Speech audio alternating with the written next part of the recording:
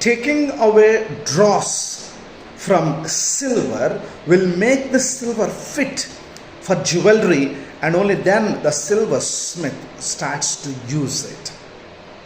Just like that. When wickedness is taken away from the king, his throne will be established. That's what the psalmist mentions in 25th Psalm, verse 4 and 5. Taking away the dross will make the silver useful. Taking away the wickedness will establish the kingdom.